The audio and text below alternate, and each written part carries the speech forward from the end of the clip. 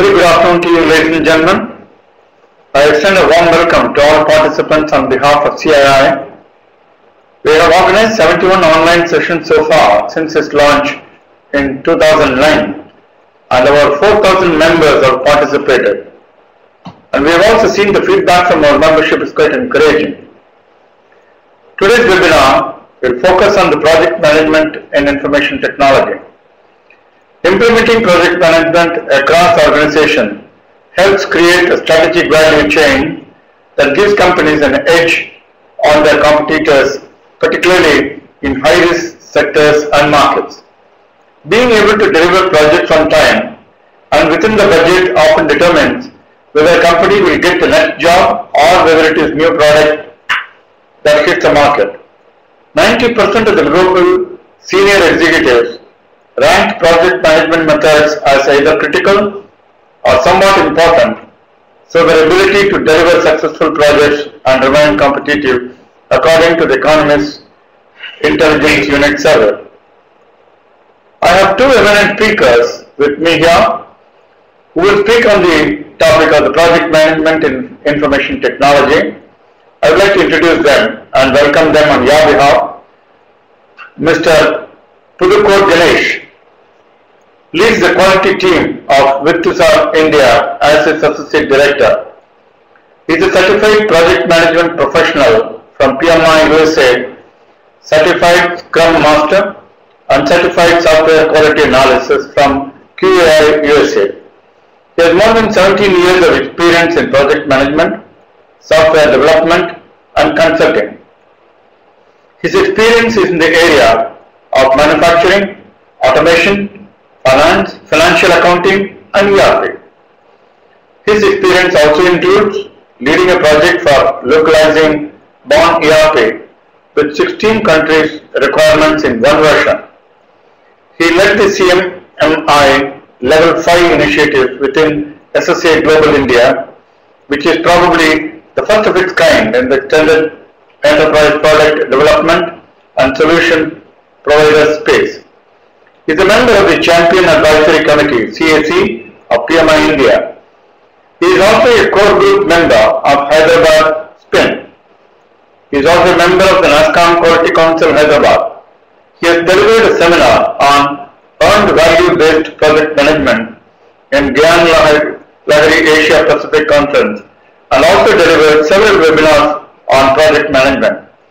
He has developed a tool, Tax Planner, for planning individual income tax and has more than 7,000 users for the tool all over India. I once again welcome him on your behalf. I also extend a warm welcome to the second speaker, Mr. Sai Prasad, MCTS, PMP, PMISP, has been with the Cognizant since 2001, where he was named winner of the company's Global Trainer of the Year award. Sai has conducted 5,000 plus hours of training in technical and project management topics. He is also the editor of the project management book, Forecast Scheduling with the Project 2010. You can read Mr. Sai's blog at www.sainivas.com. This webinar will be a one-way communication from Cli-Chennai. The live question and answer session will begin after the presentation by both the faculties. Participants are requested to type their questions, which will be opened during the question and answer session, and faculties would take them live and would answer all these questions raised. On behalf of CII participants, I thank Ganesh and Sai Prasad Balasubramaniam for accepting our invitation to address CII members how to reduce the project length, improve on-time project delivery within the similar budget restraints, and bolster customer relationship. I once again extend a very warm welcome to both the speakers and all the participants on behalf of CII. I also would like to inform that the entire proceedings of the day will be available under mycii.in in a short while, in a day or two, for you to view at any time and use them. Over to you, Mr. Ganesh and Cyprus. Thank you. Thank you.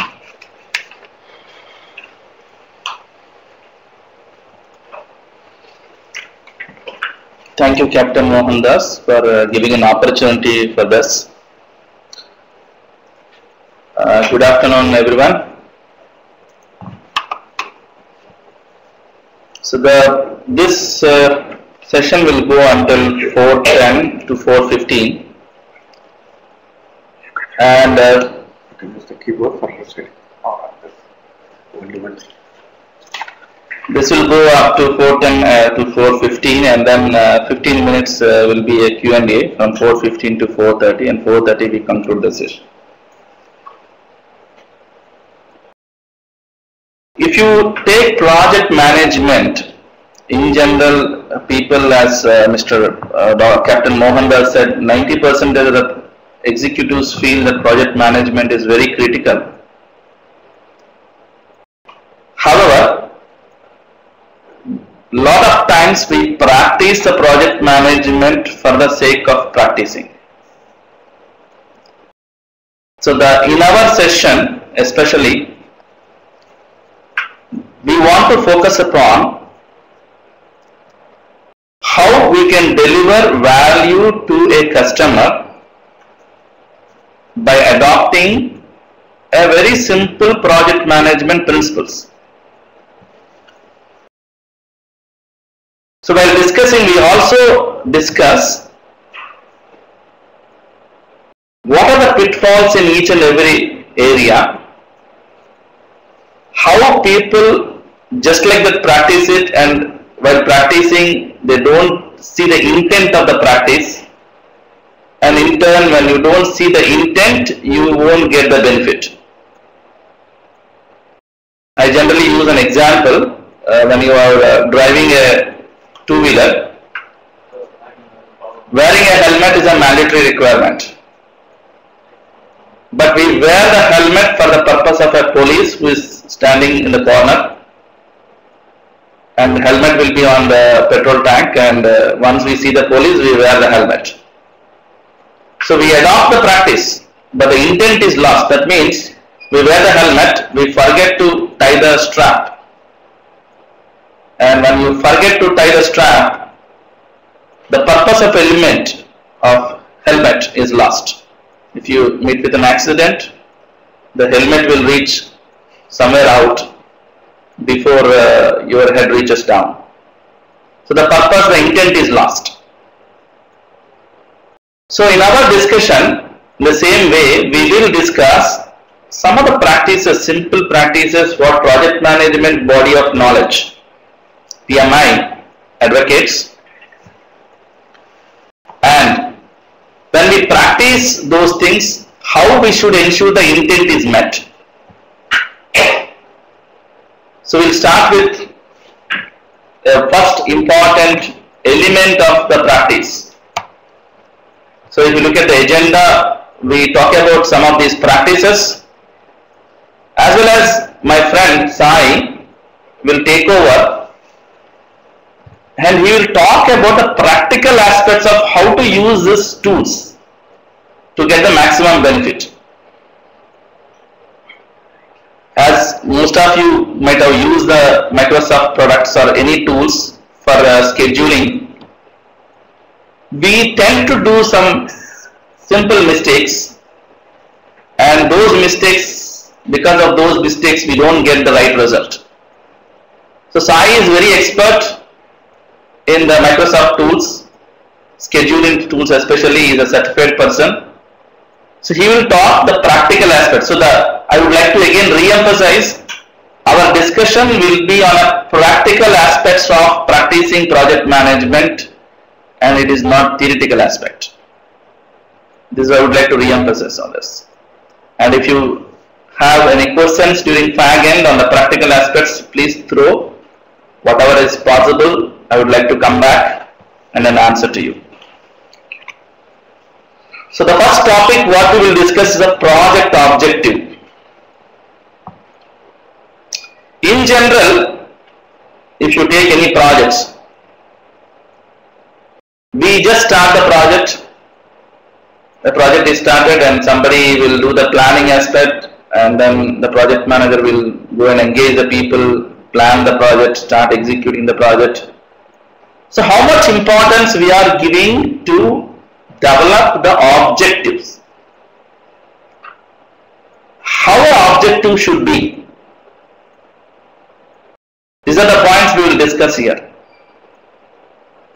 When you say project objective, a lot of times if you go and ask a project manager, hey, what is your project objective? He will proudly say, okay, I want to make my customer happy. I want to deliver good quality product.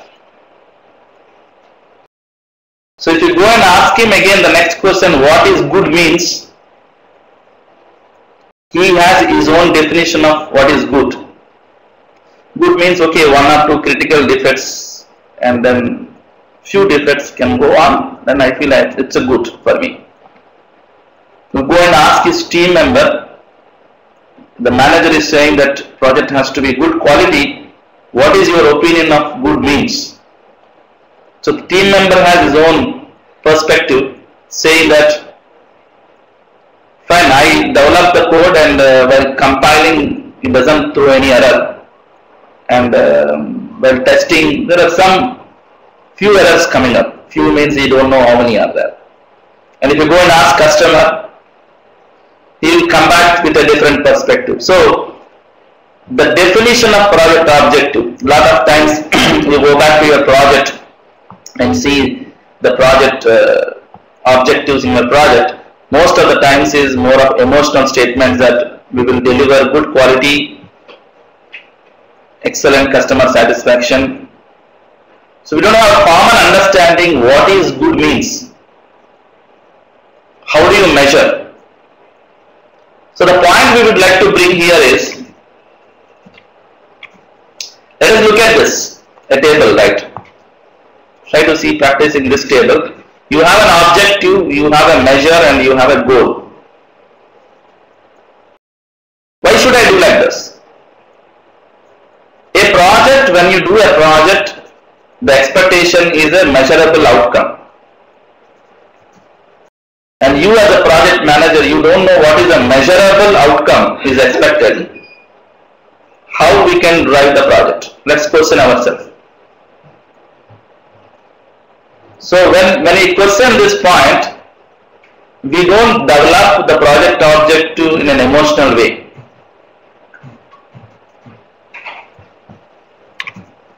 So what are the benefits? Establishes the clear communication between all the stakeholders. Your customer, your team member, your manager. And it also helps whether we can commit or not. Right? If the customer is asking a defect-free product, no defect should be there, then can we commit this kind of service level agreement or no?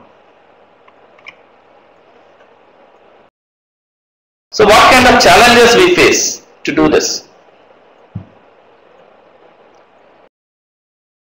When we start a project, definitely the clarity is minimal. Now we are into services industry, we start the project, and as we start the project, requirements are not clear. So the common creep coming from the system everywhere that nobody knows what is exactly expected, but they have an understanding.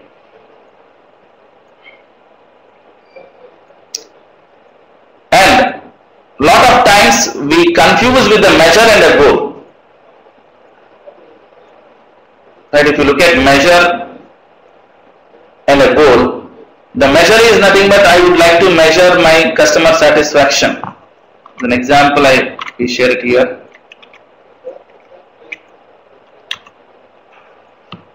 If you look at happy customer, the customer satisfaction index or customer satisfaction survey result, or a repeat business, what we are looking at. And a goal is a number which we need to achieve.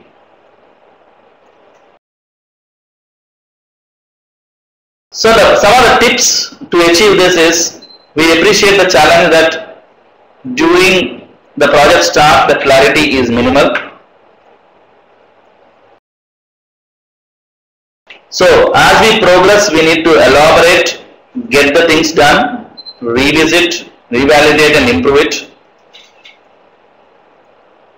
And while defining these objectives, can we question ourselves once these objectives are defined, can we question ourselves whether we have covered the constraints like scope aspects, time aspects, cost aspects and quality parameters.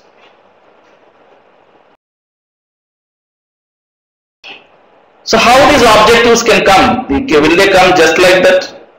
Until you brainstorm with your team, establishing these measurable objectives is not possible. You need to brainstorm with your team, ask the question, what do you mean by happy customer? Then your leadership will say that I would like to have a repeat order. Somebody else will say, okay, my customer satisfaction. Somebody else will say, how many frequent times I am talking to my customer. So once you brainstorm, you get better understanding about these objectives, how we can measure these objectives. And one more input for us is that these objectives can be directly linked to the critical success factors and acceptance criteria of the project. Your customer acceptance criteria is nothing but how a customer or when the customer will accept the product. So he has his own rules. So that will also come and sit here. So just look at here, the output here is that project objectives, define the project objectives for every project.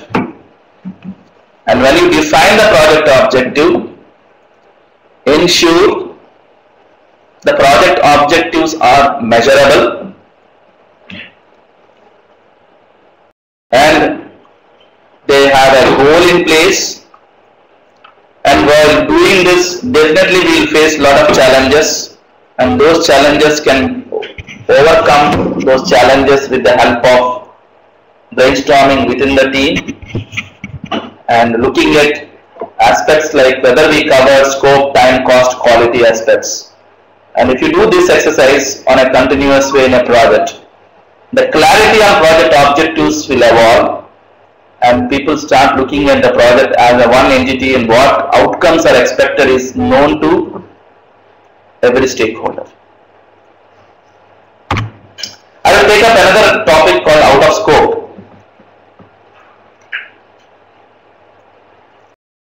Lot of times this is a very interesting area, and if people are in software project management, if you touch your practices, you will appreciate and understand that lot of projects fail and you get lot of bad customer feedback because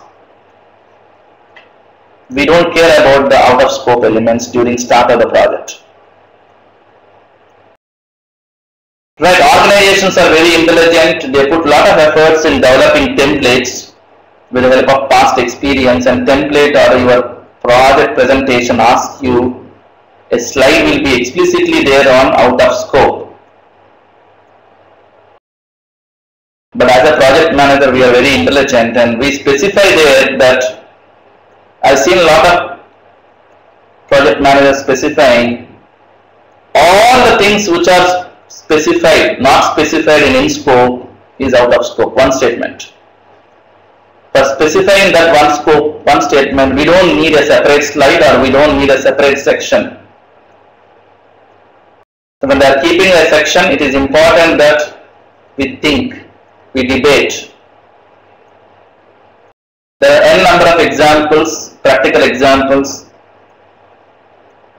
During projects, we decide that okay, some new software needs to be purchased. And SOW doesn't speak, down the line I'll talk about SOW also. SOW doesn't speak about, statement of work doesn't speak about who will purchase it. So it is an important element for you that, okay, purchasing or making the software available for me is out of scope. You specifying during start of the project to a customer will give clarity for you whether you need to procure or customer will procure. And that's the place where customer can come back and tell you, oh no, you have to procure, or he can agree, okay, he will give you.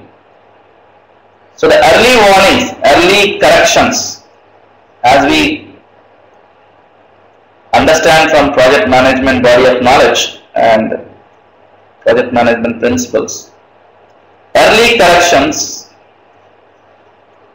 will cost us less.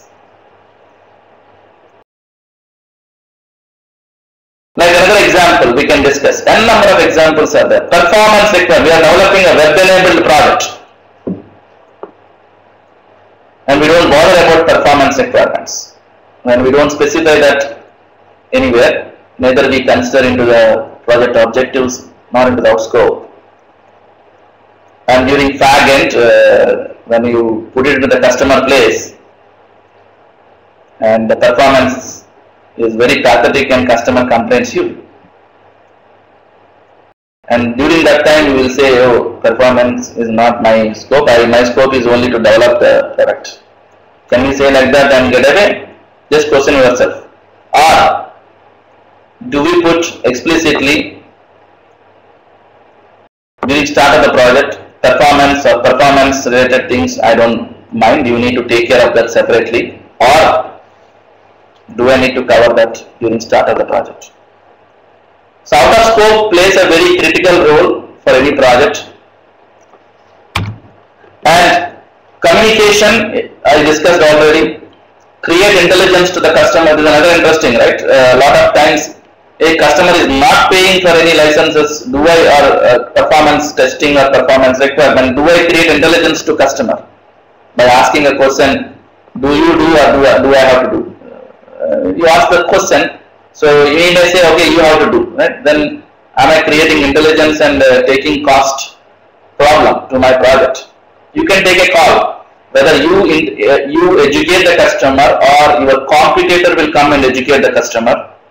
And once your competitor comes and educates the customer and customer asks you a question, you guys say that you are an expert in delivering these kind of projects and you don't know, you have to take care of performance or whatever it is.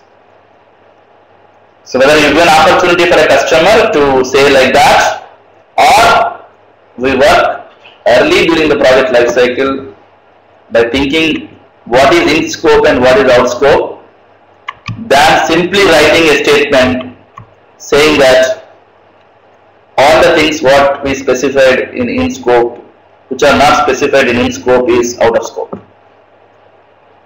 So it doesn't come just like that until you discuss with the team, especially your technical team, architects and technical team needs to come and then discuss what we'll cover, what we will not cover. And while doing this, one of the important tip is look at non-functional requirements, which usually we don't care. Non-functional requirements, irrespective of what kind of requirement technology, requirement understanding exercise you do, getting non-functional requirements is tough.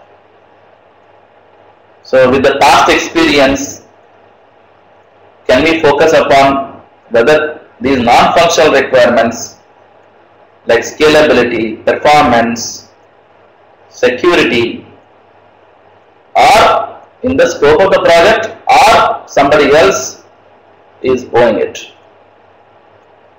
Can we check that and then put it into right perspective? And to conclude this slide, out of scope is not simply just writing a statement. It requires a lot of brainstorm within the team. And if you go back and ask some of your seniors, they will have n number of stories on project failure cases because we did not do a deep dive on the out of scope area. And we don't care about non-functional requirements, during start of the project. In turn, during fag end, we get the failures. And as we discuss, early course corrections will cost us less. So out of scope is a very critical element to think about. Communication. We can talk hours together on this area. It's very critical. So the PMBOK, the project management body of knowledge, is a the new version has a very interesting statement on power grid. How do we engage the stakeholder? So these slides are left to us on a self-explanatory mode. When your stakeholder is what kind of power and what kind of authority in the project, how do we involve them, and what kind of communication mode we will put into. Another one is identification of stakeholder itself is very critical. Right? A lot of times we miss to identify some stakeholders, and those people are very critical in the project, and if they are not involved, definitely they will affect the project mostly in negative way. So it is important that we put some efforts on identification of stakeholders.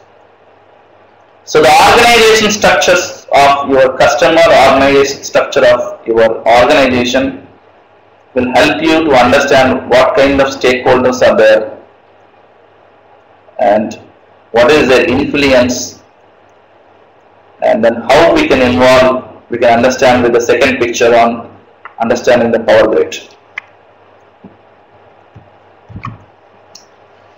Change management is another interesting area. Right, everybody says that change management is critical. We need to ensure that changes are recorded properly. A nice process you will develop for the change management, right? Any change comes, I will do impact analysis. All those processes are available. But on a practice perspective, when you come on the shop floor, we have a lot of challenges in this area.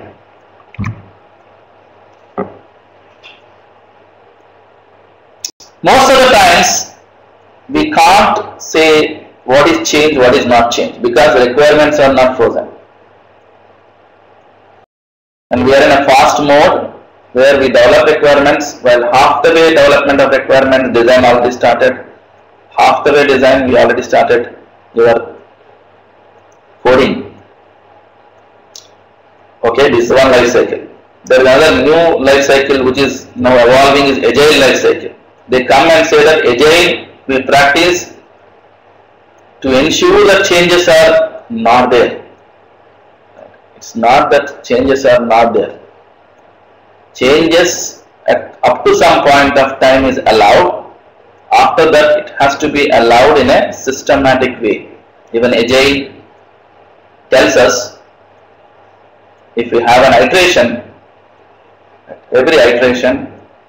every sprint, before the sprint, you freeze what you want to do. Until the sprint comes, you can keep changing the requirement, and once the sprint is there, let's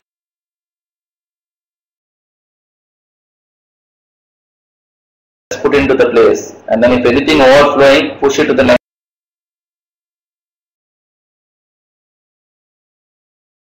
sprint. For that sprint, we'll do what is accepted, what is agreed upon. So change management is critical in any form of life cycle.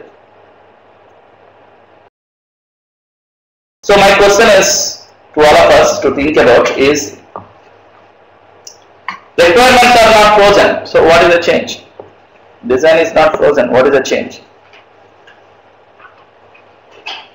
So when requirements are not frozen and we don't adopt the change management principle,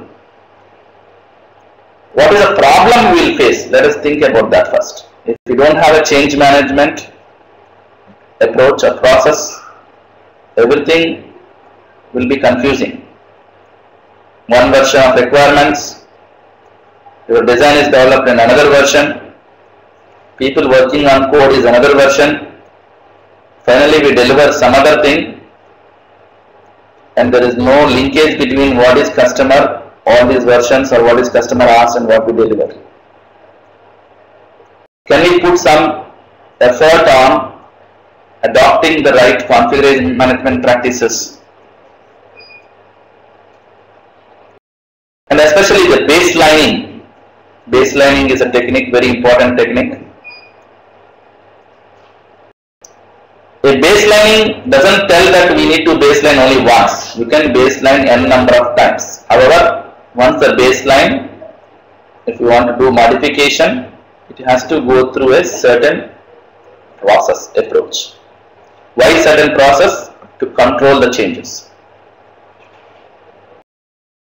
The general example I use all the time.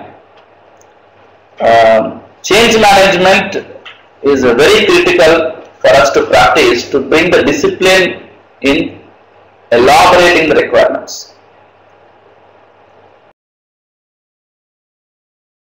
Right, you have one colleague sitting next to you, and whenever you are going out, you hit him and go out, and he is not questioning you.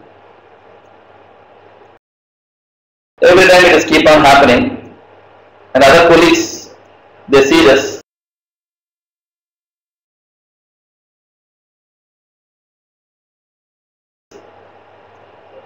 They will also feel, okay, this guy, if I hit, he doesn't react.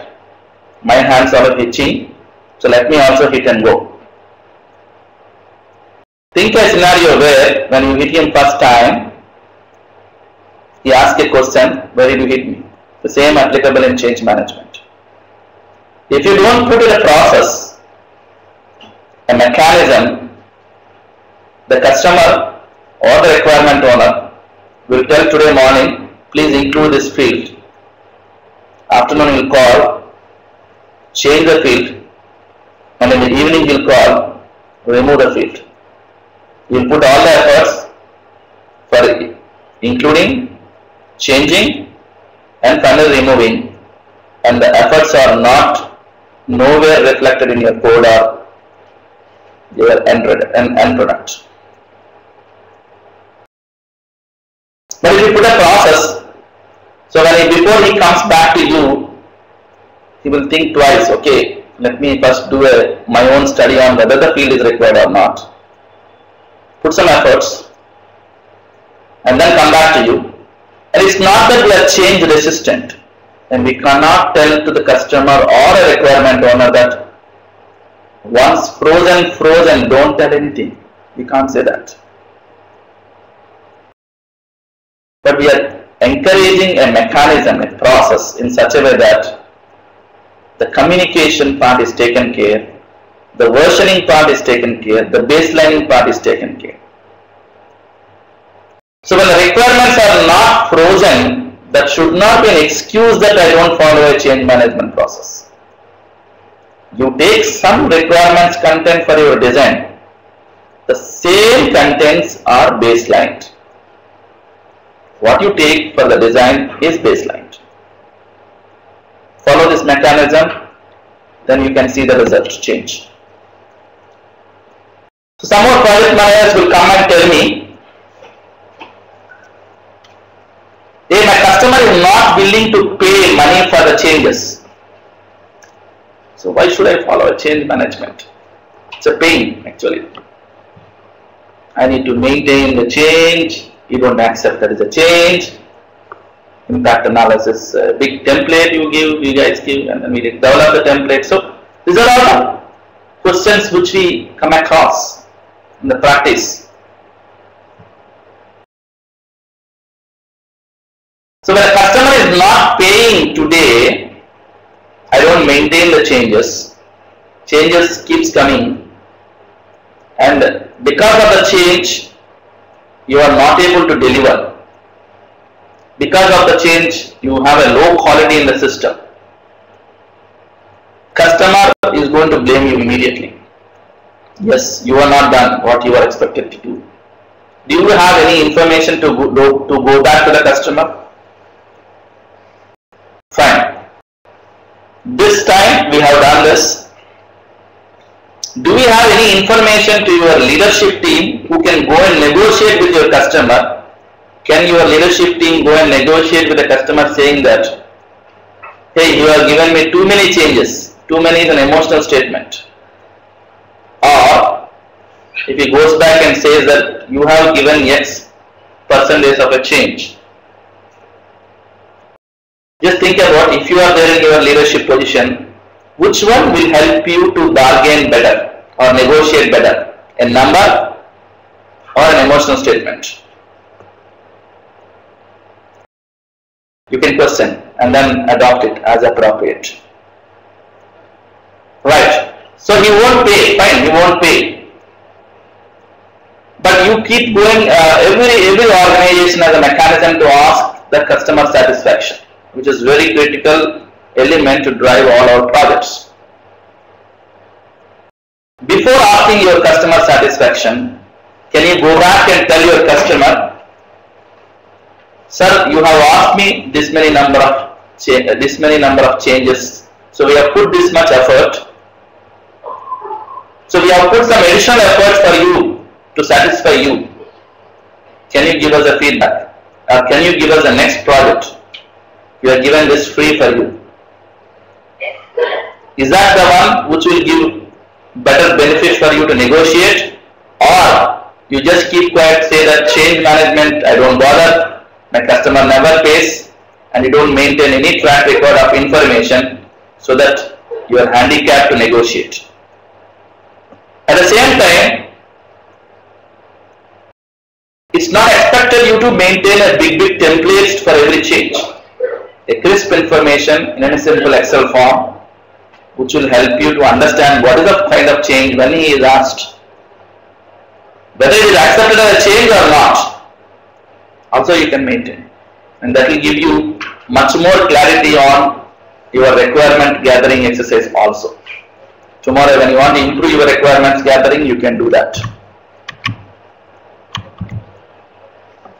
So baselining is one which we discussed. Capture the changes and communicate when you are accepting your customer satisfaction will help you to get a better customer satisfaction. So changes, we can ignore it, feel the pain at the end of the project, or you maintain the changes in a crisp way so that you will have a better edge to negotiate with your customer or any stakeholder. Risk management. We have seen enough stories in risk management. Risk management is done. If you ask your projects, how do you do risk management? They will come back and say, if you ask your team member, he will tell you better because nowadays generation is very intelligent. They will open the whole project risk and copy and paste. So I keep telling them copy and paste is a old generation statement. Nowadays generation statement is we are optimized, say file save as. We don't do two commands, copy and paste. So that way we take out the old project risks and then just do a save as and create the new project risks. And if we are intelligent, we will change the project name there. So what is that we are achieving, right? This is for an audit purpose, we keep these risks, and if some auditor comes, we will show to the auditor also will be happy because generally risks will be attrition risks, scope creep risks. And I don't blame the project managers also because this, I will blame the leadership team why they are not questioning on the risks. Tell me, in any project we get, is attrition is not a risk, so I am maintaining a risk as attrition. In any project tell me, scope creep is not a risk, so I am maintaining as a scope creep as a risk. And a lot of times we don't understand the difference between risk and issue. We just simply interchange the words. And then finally risk sheet is available with no use. And leadership feels happy when they receive the risks. And your auditor who is coming for an auditing purpose, he will look at the risks and feel happy. But if you question, hey, attrition is a risk, tell me who is, can just look at friends. Can we say that you have two resources? Can we say that the leaving of the impact of these two resources leaving is same, may not be. The probability is the same, may not be. How do we mitigate these two people's risk? Not same. One person you may give a hike. Another person you classify him every day.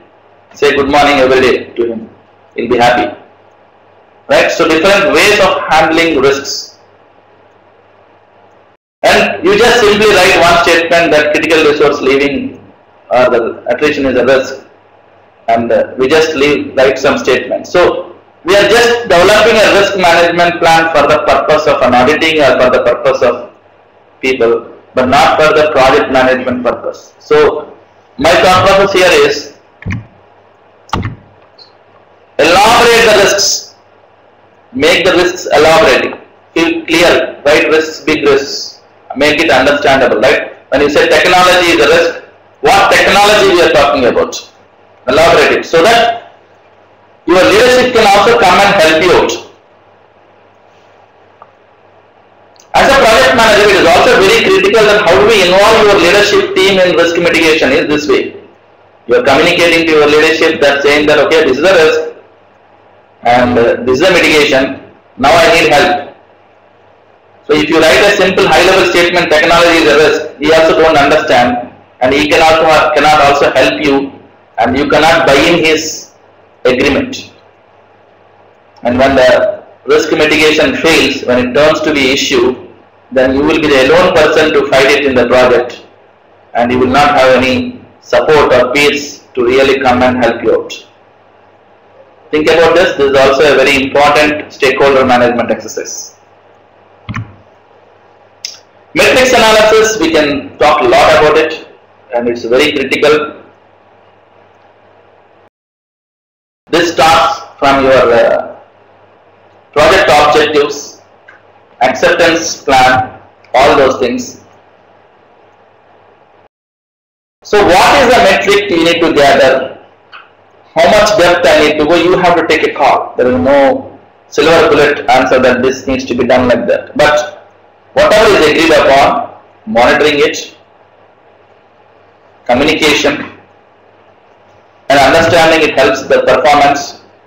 So when you on the metrics and analysis, first of all, we don't define what we want generally, or we don't understand how do we analyze. Because customer is asked me to practice earned value principles, I am practicing it, but I don't know what is the variance, what is cost performance index when it is going down, going up, how do I read it? So you need to understand that. Or I will say that tools are not available to maintain these metrics. Put a blame on tools. EVM, earned value team, project management, no tool is available, sir. So I am just putting it in Excel. So that's it. We don't have a proper tool. So I am not able to do proper metrics analysis. And when you don't do metrics analysis, what is its result, friends? Is nothing but junk data comes into it. If nobody is taking action, the data will be junk. An example is, every day you check in into the office and you have an automated system, it is fine. If not, you have to write a time. Let us assume that you have to write a time. And when you have to enter the time, and nobody is questioning that even if you come after 10 o'clock or 1 o'clock or 12 o'clock, nobody is questioning you. Then whatever the time I like to enter, I will enter, and the data is no use for you to analyze in future. How many people came late, how many people are coming by 10 o'clock, how many people are coming 11 o'clock. If you want to analyze, the data is not right. And we blame the data is not right, so data is not meaningful and we don't do analysis. So for analysis, we need a good data. For getting good data, we need analysis. This is chicken or egg first. Somewhere we need to start. Start asking questions once to your team. Show the entire data to them and ask them to look at the data and then question themselves. And then you can see the result in a week's time on improvement on the data part. So a lot of times we can, simple tooling Excel can help you out to develop an earned value. Important is data analysis needs to be done by the leadership and team. Question, ask some corrective improvements. Don't provoke the individual who is given the data, provoke the process. When you start provoking the individual, again data will go wrong. You provoke the process and you start correcting it, and you will see a lot of good results while doing this exercise. So metrics and analysis is also very critical and very simple to practice, but again, like helmet, we do it for the purpose of an auditor or for the purpose of somebody else, and we blame that at the end.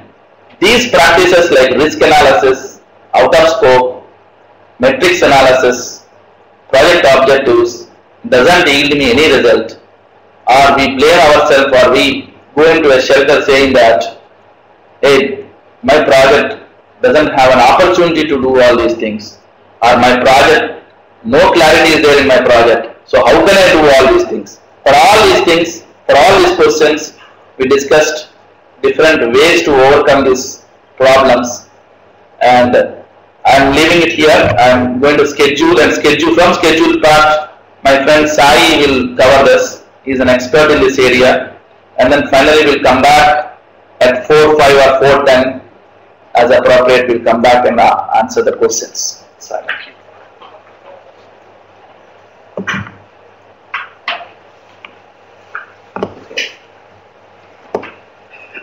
Hello friends, so coming back to schedule, so some of the common challenges what people have in terms of schedule is tying the work breakdown structure with the schedule.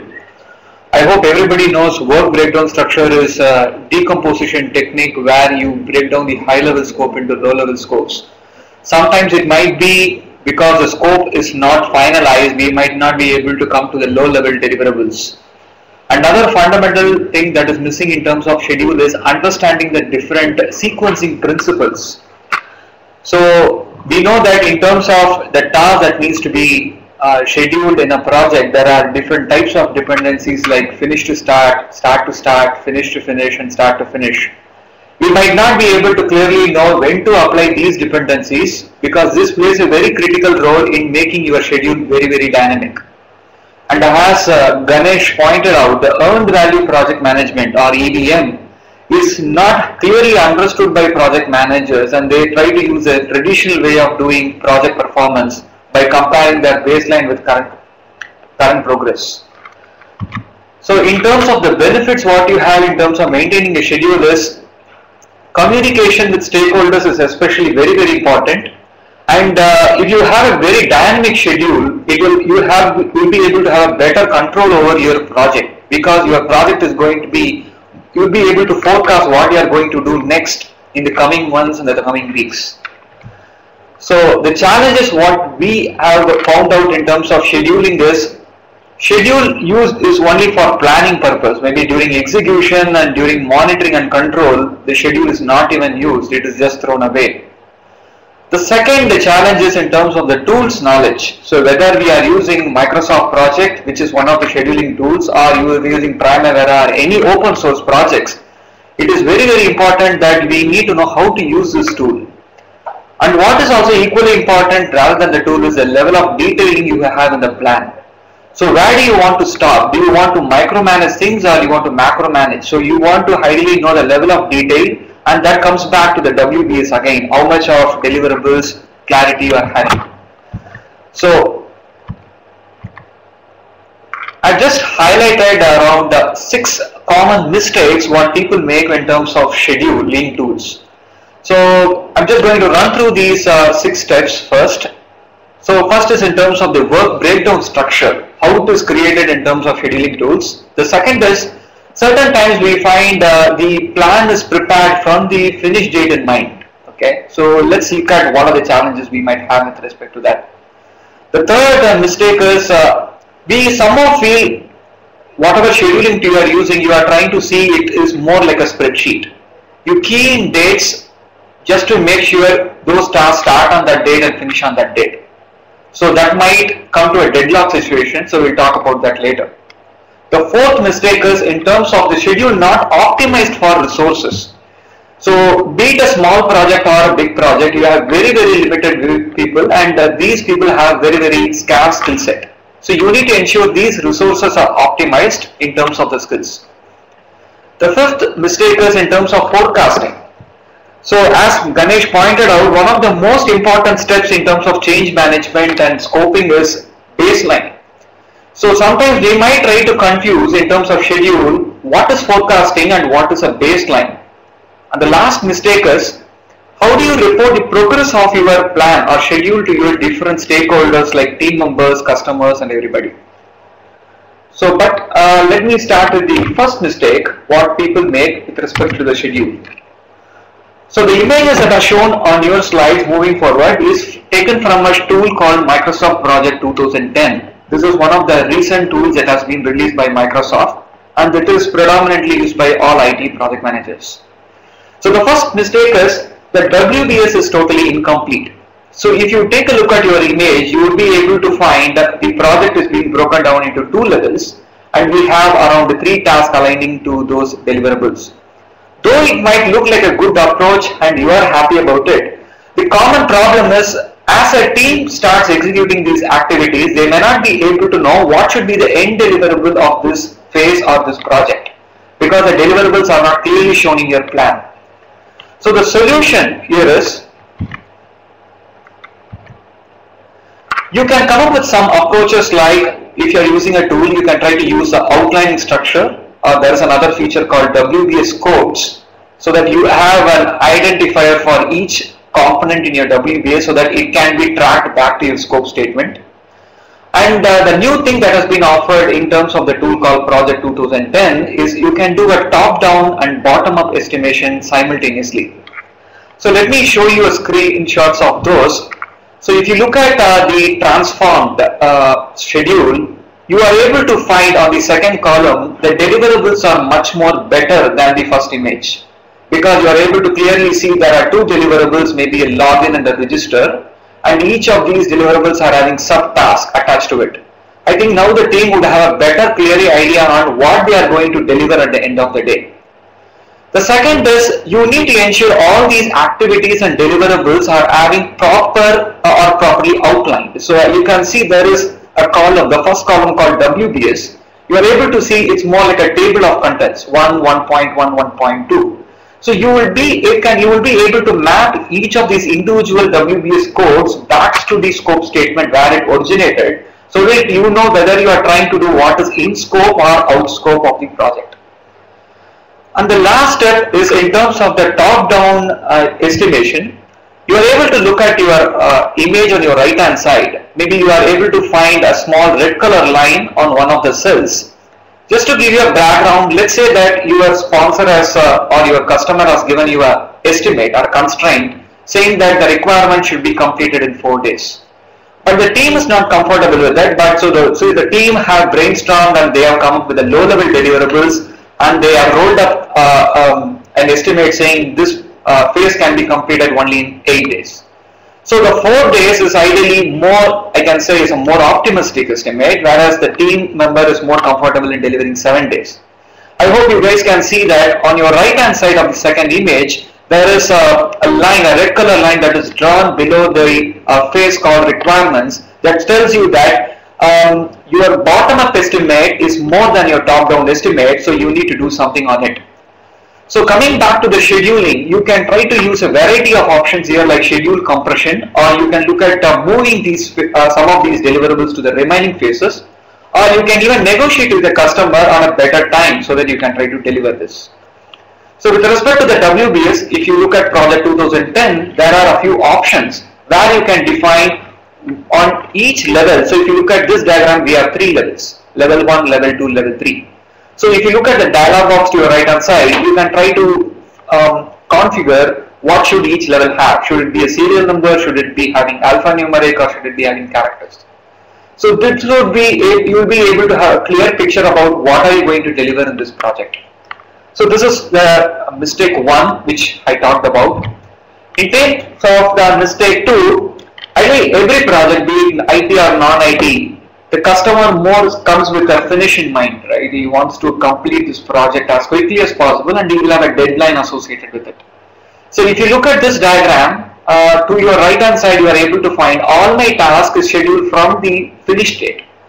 And now the challenge is all your tasks are starting as late as possible. So you might find your critical path is almost everything is critical. So you don't find which is critical or which is not critical. So though this might look like a good approach, this might not be realistic during execution. So what we need to do when we are using a tool is, we need to more look at using a forward scheduling technique where you start with a project start date because you might know when you need to start these activities.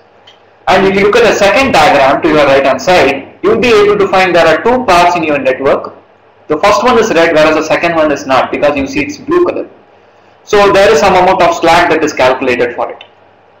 So if you still want to ensure that your project is still completed within the given date, I would prefer on your project finished milestone, that is the last task on your plan, fix a deadline. So you can find the deadline date has been entered on the screen. So the advantage of having this deadline feature is, in case if your milestone slips the deadline date, Microsoft project will still schedule those activities, but it will give you a visual alert that you are slipping your deadline. So this can alert your team as well as your project team. The third mistake is in terms of converting or using Microsoft project more like an Excel. I think this is one of the common mistakes what people make when they are using Microsoft project. They start entering the start date and the finish date. So if you look at the image, when you enter start and finish dates, Microsoft project puts constraints on it. So as you can see, the constraint tooltip says this task start no earlier than on a specific date, which means that even if the previous activity completes earlier, this task cannot start before. And this is very important for managing a very complex project, because whenever one of your activities is getting delayed or it is getting completed ahead of time, you would like the remaining activities to schedule accordingly. So this will not happen in this scenario. So the way to fix this problem is, all your tasks should ideally be using only an as soon as possible constraint, and rather than entering dates, I would prefer set dependencies between all these tasks. So as you know, there are 4 classic dependencies that are predominantly used, the finish to start and a lot of stuff. But I would prefer go for generally the most simplest one, that is finish to start.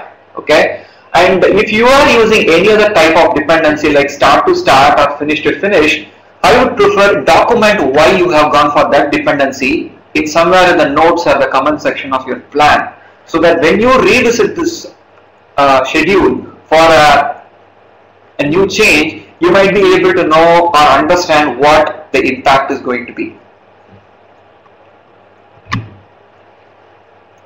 Mistake 4 is, sometimes we prepare a plan just to ensure that we calculate the dates and the plan is dynamic and it still satisfies all the requirement, but we might not really look at the resource availability.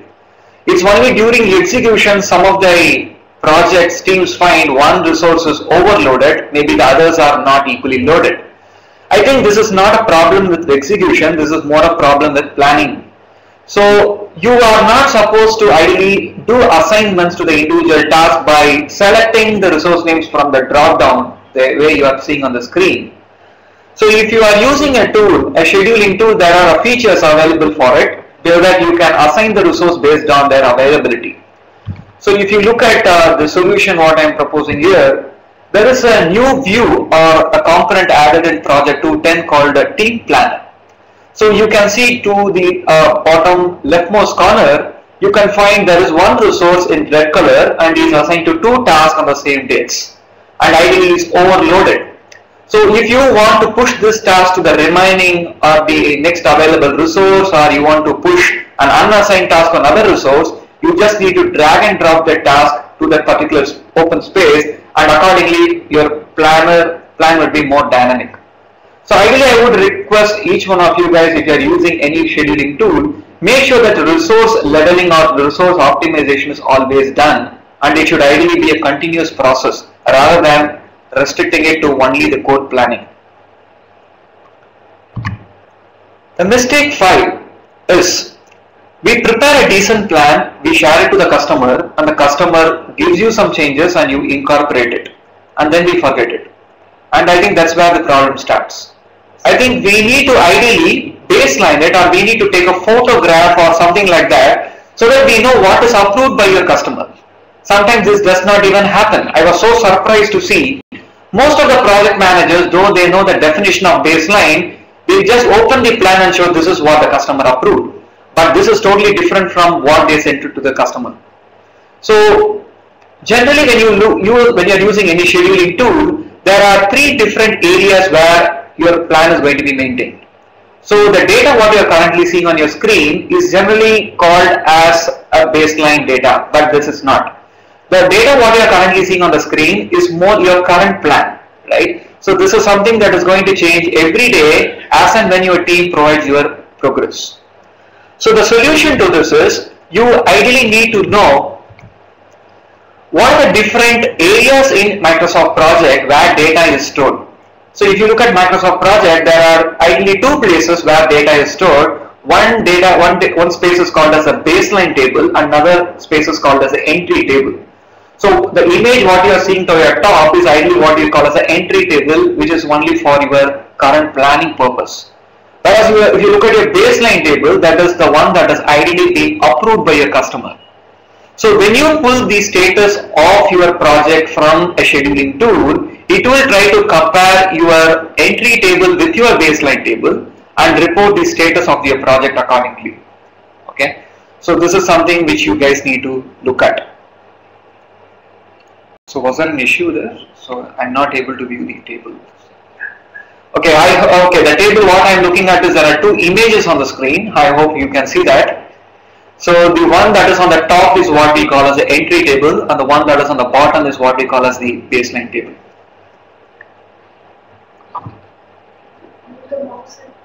Can you move the mouse? Okay, fine. Okay. So this is the one what I am talking about is the entry, and this is the one which is called as the baseline table. So depending on what scheduling tool you are using, there might be different places where you can ideally select what data I want to see from your scheduling tool. Can you refresh 1 second? They are able to see only assignments. Refresh the slide 1 second. It's not working? Okay. Yeah, come back. I think this is what they are seeing. Yeah. Now come back to slide. Maybe little slower. Okay. Bandwidth is slow. The bandwidth. Okay, fine. We'll just wait. Keep the slide fully. Yeah, now it's coming. Thank you guys. So thanks for confirming. Okay. Now you re-explain again to them. Okay, so let me spend some time going back to mistake 5, so that for the benefit of those who are not able to get the screen. So the point what I was stressing here is in terms of the mistake 5, more importantly, whenever you prepare a plan, it is equally important that you need to do a baseline. So whenever we do a baseline, what we are trying to do is we are getting into an agreement with the customer that this is the dates when I am promising that these activities will be completed. But what is ideally missing in a plan is the plan is prepared, we have assigned resources, the dates are calculated, but it is not baselined as per the tool. So if you look at Microsoft Project, you can see the table what you are seeing on the top is generally called as the entry table, which represents your current plan, right? So this is going to be dynamic by itself. Every week or every day, as you feed data to MS Project, this is how my task is going. Ideally, it will try to change these dates accordingly. Whereas the one what you see on your bottom is what is called as a baseline table. Just take a minute, look at the column names on your bottom table. It will say baseline duration, baseline start, finish, and so on. So this is what is ideally approved by your customer. So when you ask your scheduling tool on the status of the project, it will try to compare the top table with your bottom table, and it will report the variance accordingly. Good. So mistake number 6 is in terms of how do you communicate the progress of your schedule to your team members. Let's take it very simple, to your team members. Sometimes I've seen people opening MS Project or any scheduling tool and just doing copy paste into an email or just retyping the same data into an email and sending it across. But there are a good set of fancy options available as a part of any scheduling tool. I would prefer you can make use of some options like a copy picture. You can see if you are using a tool called Microsoft Project, there is an option called copy picture available. So the advantage of copy picture when you compare it with a print screen option on your keyboard is print screen just copies what you see on the screen. Whereas when you do a copy picture, you will be able to copy your complete time scale from the project start till the project finish. And you can even be very selective on what task you want to copy and paste into your PowerPoint or so and so. And the image what you are seeing on the bottom is a new view that has been added in project 210 that is called as a timeline view.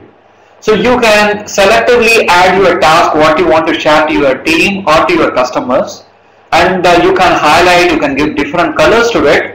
And the good thing about it is this is totally an OLE embedded document. So you can just copy it and put it in another email or a Word or PowerPoint, and you can still continue your customization there. Okay. So these are the very common mistakes what people do. Okay. So what Ganesh was more talking about is the principle, methodology and process. Along with process also comes with tools. And one of the commonly used tools is the scheduling tool, because time management is very important in terms of any project. So whatever scheduling tool you are trying to use, make sure that you learn the tool properly before starting using it. I think get the fundamentals right, I think then everything will flow in place. So now we are open to questions.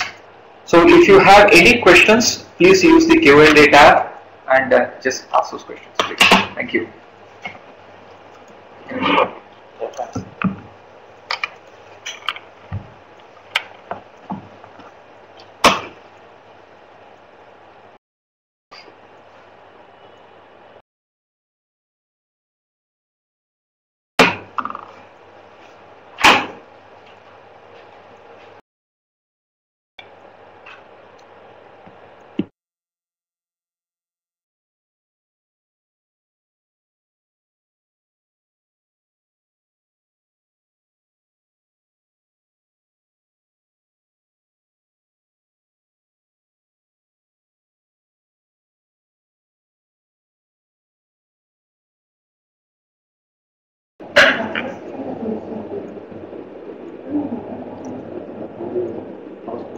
Question again.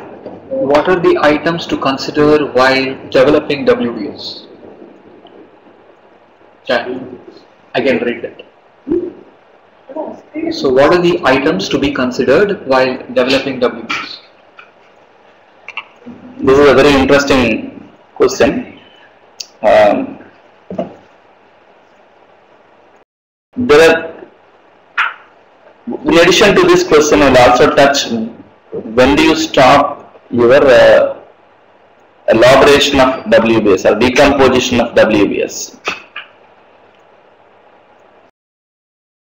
The WBS is mainly deliverable oriented. The definition talks about deliverable oriented. So is every element in WBS is deliverable? May not be. It's a semi-finished deliverable.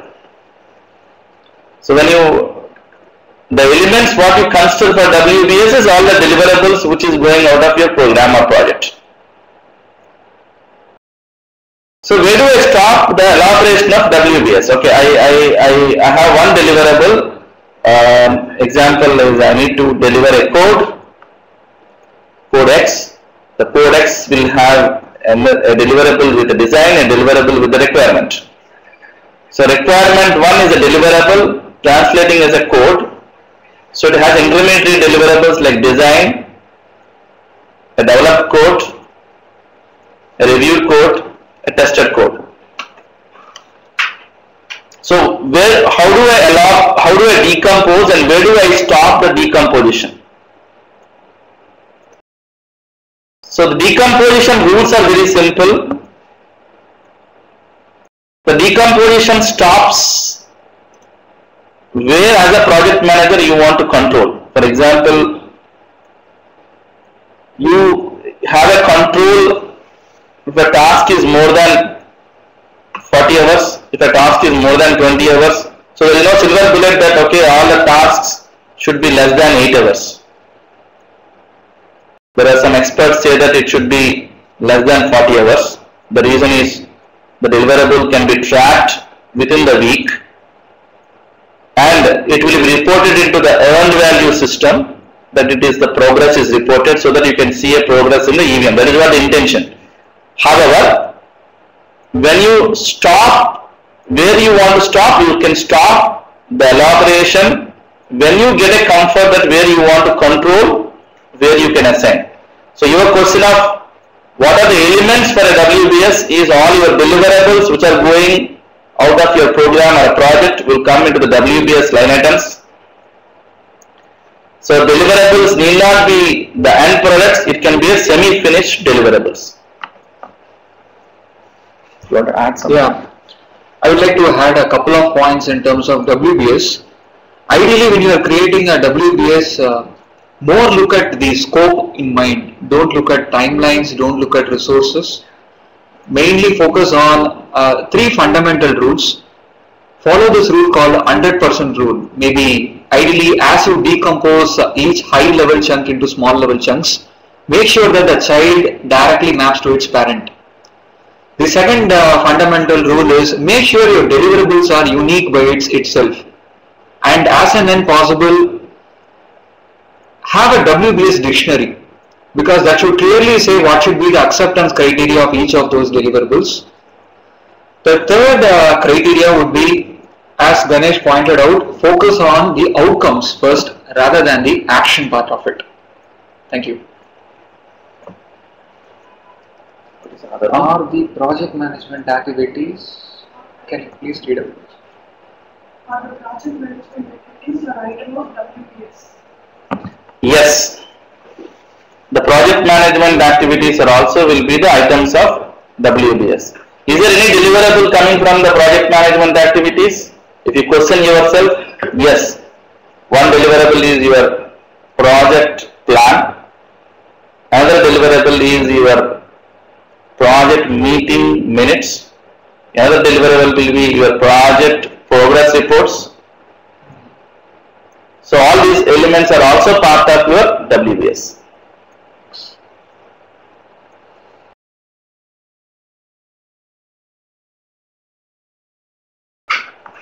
I'll come there. Welcome.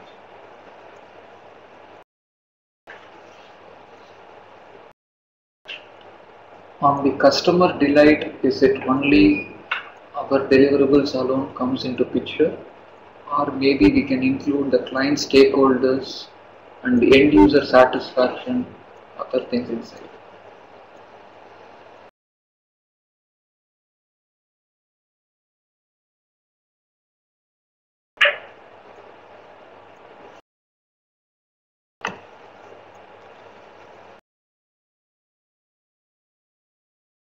I did not get that question clearly, but what I understand is that on the customer delight, anything else will come into picture like client stakeholders and customer satisfaction, right? End user satisfaction. Yeah, right. So when this is a scenario dependent of a program or a project.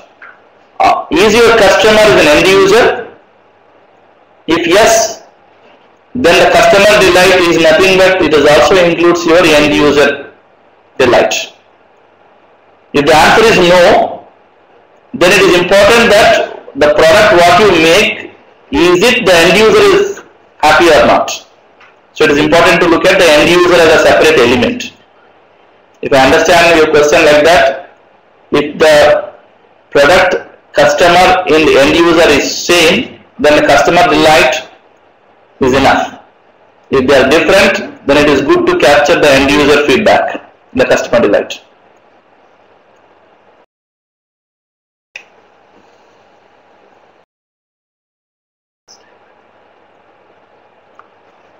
I will read out.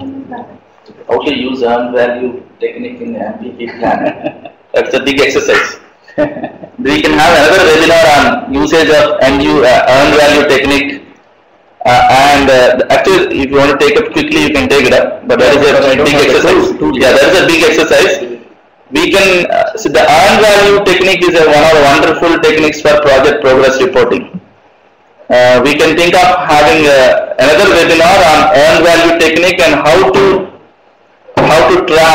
use Microsoft tools for this earned value technique. We can propose to CII or you can ask CII to organize another webinar on EVM. EVM. I'm fine, it's okay.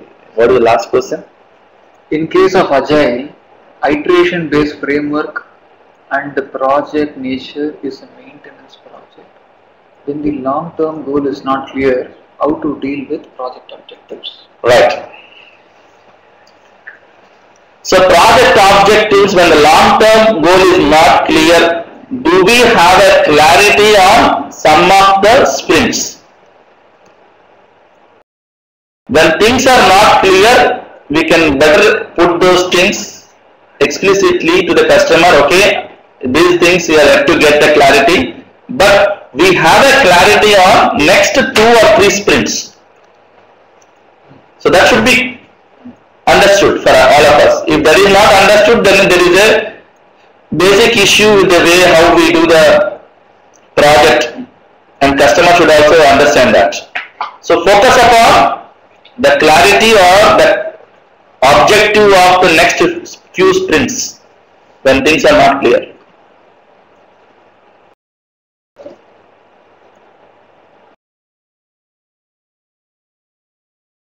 So a lot of times, just to add on, Agile is a word which is used to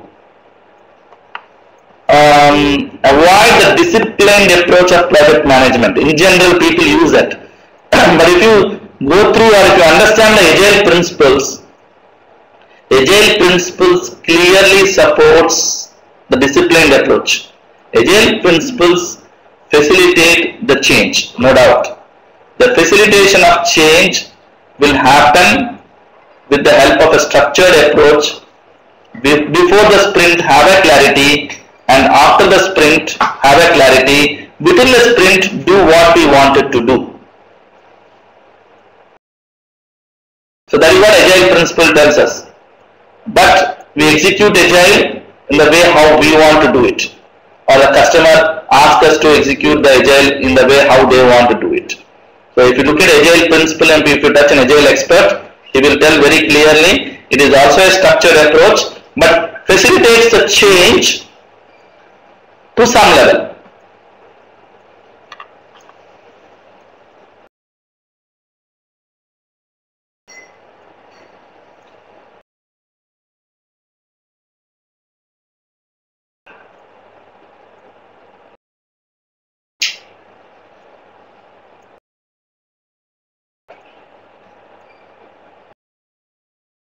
Okay, so the next question is change management is ongoing. How to estimate in Microsoft project?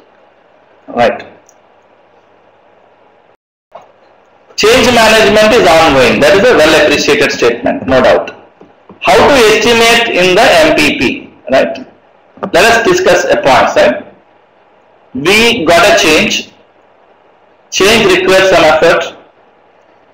The effort doesn't come from sky, and it has to go to the MPP. And if it doesn't go to MPP, it will impact your schedule. We are all very clear in that. How it can go to an MPP? It can go into MPP as a separate section, that separate WBS element, where the changes can be tracked through the WBS line item. It can be an header. That is what my suggestion. Expert can also comment. Yeah, okay. So whenever there is a change, ideally your WBS gets affected. So because schedule is ideally an extension of your WBS now, what is more important is after making those changes in your plan or your schedule in MPP, you need to carefully re-baseline your project. I think this is more a tool related question. I might not be able to demonstrate it now. So if you are a Microsoft project user, you might know that when we do a baseline, there are a couple of options to do it. Either do it at a project level or do it at a task level. Ideally, you need to select those impacted tasks because of that change request and selectively do the baseline. So they can also use our email IDs and blogs Exactly. to get a more clarity on any of these elements. So you are welcome to use it. The last question is on the PDUs. Yeah, you can earn PDU. I think 1.5 hours of training we are conducting here. You can claim the PDUs with the PMI for this. The participation needs to be endorsed. Yes. Okay. No question is coming up. For PDU, where will we collect? Alright. So you need to show the participation, and I think the PDUs you can enter into the PMI website automatically. If you are asking for a PMI PDU, enter into the website, then put this session name and the timing and other things. And if you feel there is a need for data, if PMI asks for a data, then you can showcase, you can ask the CIA for support, and if they can help you out, they can do that. But in general, you can earn the PDU by just entering the line element into the PMI website. Right. If you have any questions, if not, we'll come to it.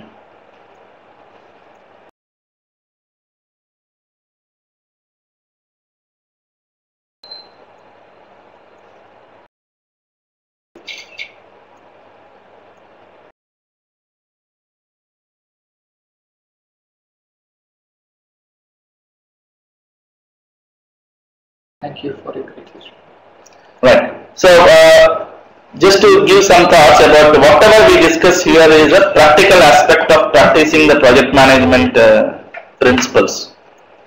And if you have any challenges, we are available on phone or email. You can contact us, and then whatever is possible, we can support you. But the important message I would like to give is that these principles are very critical, simple principles. By practicing these principles, simple principles in the right way, we can execute the projects and get the better results.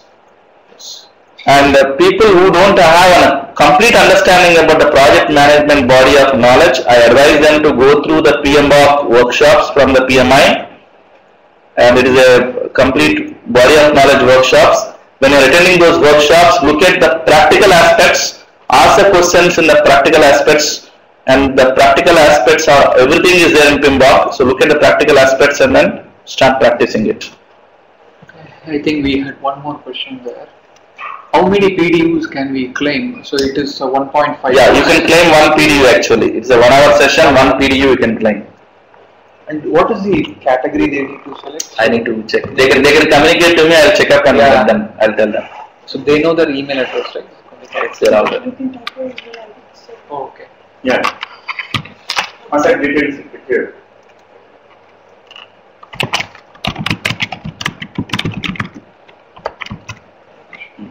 Yours.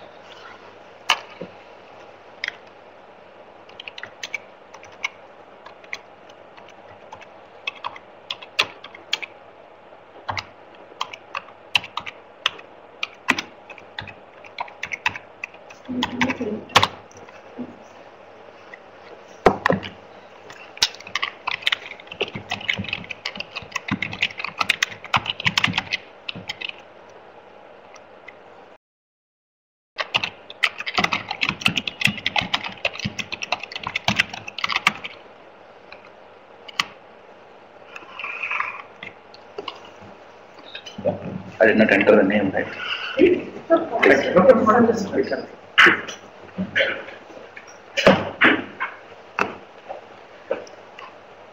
Well, ladies and gentlemen, it was a pleasure to have Mr. Ganesh and Mr. Sai with us. It was quite interesting. In fact, I myself was highly interested in this particular topic of monitoring from my position, because I was involved in the project management as well as the IT. I was heading a faculty in the College of Defence Management involved in the project management and IT, and teaching the very senior officers on the very importance and the relevance how to go about doing it. And it was very interesting, and many of the things that I didn't pick up, I am very honest to tell you with a few that I picked up from this. I also thank all the participants, and in spite of being a weekend, all of you have joined, especially more or less a long weekend with the days, in between one day, which many people will be taking leave also. And with that, so much of a response, and a lot of people have joined in this and benefited from this. I thank all of you for participation, and once again on your behalf and on behalf of CI, I thank Mr. Ganesh as well as Mr. Sai for participation. I'm sure all of you will interact with them by the email ID provided by them. Thank you very much. Thank you.